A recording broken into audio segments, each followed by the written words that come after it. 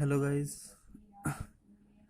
आज का टॉपिक है इनकम इलास्टिसिटी ऑफ डिमांड, जो कि आप लोगों ने इलास्टिसिटी ऑफ डिमांड चैप्टर का सेकंड टॉपिक, फर्स्ट टॉपिक आपने पढ़ा था प्राइस इलास्टिसिटी ऑफ डिमांड, जो कि 3 dimensions of elasticity of demand थे, जिसमें से price elasticity of demand, income elasticity of demand और क्रॉस इलास्टिसिटी ऑफ डिमांड थे। तो फर्स्ट हमने पढ़ा था प्राइस इलास्टिसिटी ऑफ डिमांड और आज हमने लेके आया है income elasticity of demand. Income elasticity of demand होता क्या है? इनकम इलास्टिसिटी ऑफ डिमांड कहा जाता है जब किसी भी व्यक्ति का इनकम या किसी भी कंज्यूमर का इनकम बढ़ने की वजह से क्वांटिटी डिमांडेड में जो चेंजेस आते हैं उस चेंजेस को हम लोग इनकम इलास्टिसिटी ऑफ डिमांड कहते हैं। यानी कि ये कह सकता हूँ कि किसी भी अगर व्यक्ति का इनकम बढ़ जाए या घट जाए तो उसका इफेक्ट डायरेक्ट अगर उसके दैनिक जीवन में उपयोग होने वाले वस्तुओं पे पड़ता है, उसके क्वांटिटी पे पड़ता है, तो वह हमारे लिए इनकम इलास्टिसिटी ऑफ डिमांड कहलाता है। जैसे कि मैंने डेफिनेशंस में मेंशन किया है, the degree of responsiveness of quantity demand of a commodity due to change in consumers income. यानी कि क्वांटिटी डिमांड में जिस तरीके से भी इफेक्टिव चेंजेस आए due to change in the consumers income, consumer की इनकम में बदलाव आने की वजह से जो चेंजेस आता है उसको हम लोग इनकम इलास्टिसिटी ऑफ डिमांड कहते हैं। अब ये इनकम इलास्टिसिटी ऑफ डिमांड भी 5 तरह के होते हैं, जैसा कि हमारा first price elasticity of demand था। तो यहाँ पे कौन कौन से 5 तरह के होते हैं, तो फर्स्ट हम लोग देख लेंगे कि फर्स्ट क्या होता है positive income elasticity of demand. Positive income elasticity of demand क्या है? Positive income elasticity of demand ये कहा जाता है कि जब किसी भी कमोडिटी का क्वांटिटी डिमांडेड उसके इनकम में बढ़ने के साथ साथ बढ़ता है और उसके इनकम कंज्यूमर के इनकम में घटाव होने के साथ साथ, यानी कंज्यूमर का इनकम घटने के साथ साथ क्वांटिटी डिमांड भी घटे, तो उसे हम लोग positive income elasticity of demand कहते हैं। या फिर ये भी कह सकते हैं एक वे में कि जब कंज्यूमर के इनकम बढ़ना या घटने के साथ साथ क्वांटिटी डिमांडेड का परसेंटेज हाई हो then income of the consumer, तो उसे हम लोग positive income elasticity of demand कहते हैं। सपोज किसी भी एक कंज्यूमर का इनकम 1000 रुपीज़ बढ़ा, यानी 10% बढ़ता है। 10,000 रुपये इनकम था, 10% बढ़ा यानी 1000 रुपीज़ बढ़ा। और जब 10,000 इनकम था तो वो इंसान किसी भी प्रोडक्ट का, मैंने यहाँ पे डायग्राम बनाया, इस डायग्राम से आप लोग देख लो कि सपोज मान लो कि ये वाई इनकम 10,000 का है, यहाँ से 10% बढ़ के वाई डैश पे चला गया, यानी कि 10% इनकम यहाँ बढ़ गया। सपोज कि 10% इनकम यहाँ बढ़ता है, 10% इनकम यहाँ बढ़ता है। 10% बढ़ने की वजह से क्या दिख रहा है हमें? 10% बढ़ा, बट मेरा जो क्वांटिटी डिमांडेड है, जब मैं 10,000 था तो ये क्यू था, बट ये जो बढ़ा ये मेरा बढ़ गया 15%। तो विच एवर इज ग्रेटर 10% और 15%, 15% इज ग्रेटर देन 10%। इनकम बढ़ा 10% बट मेरा क्वांटिटी डिमांडेड बढ़ गया 15%।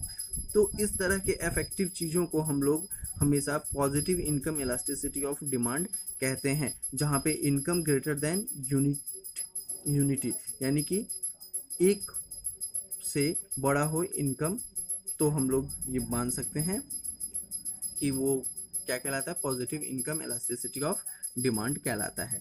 सेकंड, इसी तरीके से income elasticity equal to unity, जब 1 के बराबर हो, यानी कि कह सकते हैं कि in the percentage change in the quantity demanded is equal to the percentage change in the consumers income. जिस परसेंटेज में कंज्यूमर्स इनकम बढ़ेगा उसी परसेंटेज में अगर क्वांटिटी डिमांडेड भी चेंज होता है तो then it will called income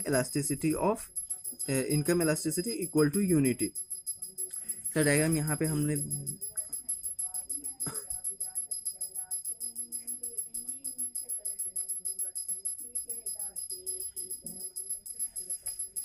यहाँ हमें देखिए, यहाँ पे हमने इसको डायग्राम में दिखाया है कि कंज्यूमर्स इनकम वाई था, वाई डैश हुआ। सेम ये सपोज अगर यहाँ पे 10% बढ़ता है तो ये भी मेरा चेंज होकर के 10% ही बढ़ रहा है। तो यहाँ पे क्या है कि income is equal to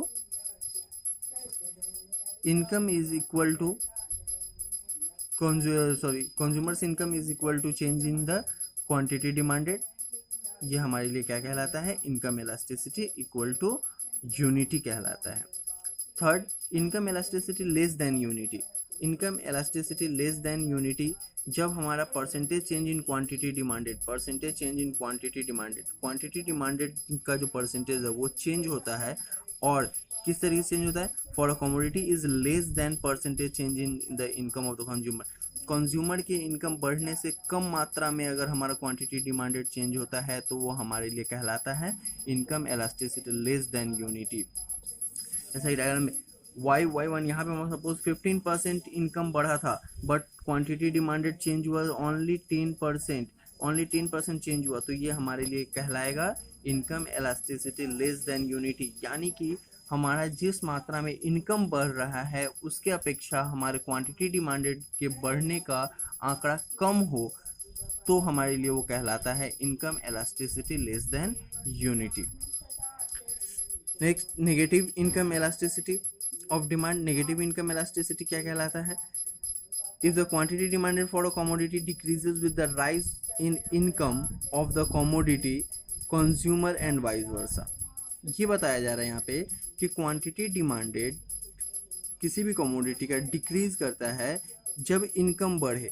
income बढ़ने की वजह से, किसी भी कंज्यूमर का इनकम बढ़ने की वजह से क्वांटिटी डिमांड अगर डिक्रीज करने लगे तो वो negative income elasticity of demand कहलाता है। ये कब होता है, किस तरीके के गुड्स में पाया जाता है, ये जनरली ये हम लोग बोल सकते हैं इन्फीरियर गुड्स में, जो कि रोस्ट गुड्स होते हैं। सपोज अगर हम आज 5,000 का इनकम कोई भी व्यक्ति करता था तो वो 20 रुपये kg का चावल खरीदता था, और जैसे ही उसका इनकम 20% बढ़ गया, 5,000 का 20% बढ़ना मीन्स 1,000 रुपीज़ बढ़ गया, तो वो 6,000 का अर्न करने लगा, और वो जो 20 रुपीज़ पर kg का जो राइस यूटिलाइज कर रहा था अब वो 25 रुपीज़ पर kg का राइस यूटिलाइज कर रहा है। यानी 20 रुपीज़ वाले चावल का क्वांटिटी डिमांड क्या हो गया, डिक्रीज हो गया। यानी इनकम की बढ़ने की वजह से क्वांटिटी डिमांडेड अगर डिक्रीज हो जाता है तो वो हमारे लिए क्या कहलाएगा, negative income elasticity of demand for that product कहलाता है। और लास्ट है हमारे पास zero income elasticity of demand. Zero income elasticity of demand एक ऐसा वे है जिसमें इनकम चाहे कितना भी बढ़ जाए या घट जाए बट डिमांड नहीं चेंज होता है, डिमांड रिमेन्स कांस्टेंट ऑलवेज। जैसे कि if the quantity demand for a commodity remains constant with any rise or fall in income of the consumer का इनकम चाहे जितना भी बढ़े या घटे बट क्वांटिटी डिमांड नहीं चेंज होगा, तो इसको हम लोग zero income elasticity of demand कहते हैं।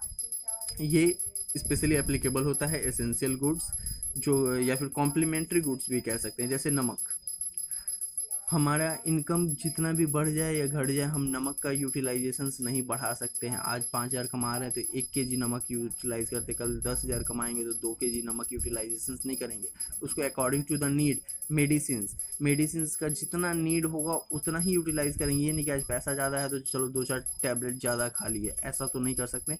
तो इस तरह के कमोडिटीज़ पे एप्लीकेबल होता है zero income elasticity of demand, जिनका कोई भी रिलेशंस बोल सकते हैं कि इनकम में चेंज आने पे इफेक्टिव नहीं है, उसको हम लोग जीरो इलास्टिसिटी ऑफ डिमांड कहते हैं। यहाँ पे दिखाया मैंने कि क्वांटिटी डिमांड कर्व कांस्टेंट है और इनकम बढ़ रहा है y to y डैश, या फिर घटे तो y डैश to y, तो बट चेंजेस नहीं आ रहा है। तो ये आज कुल मिलाकर के 5 तरह के इनकम इलास्टिसिटी ऑफ डिमांड थे। ओनली आज income elasticity of demand. Next topic आएगा क्रॉस इलास्टिसिटी ऑफ डिमांड, जो कि इलास्टिसिटी ऑफ डिमांड चैप्टर का 3rd पार्ट है। तब तक के लिए आप लोगों को इसी को पढ़ना है, समझना है, क्लियर करना है और क्वेरीज को अपने इस कमेंट बॉक्स में शेयर करना है। Thank you.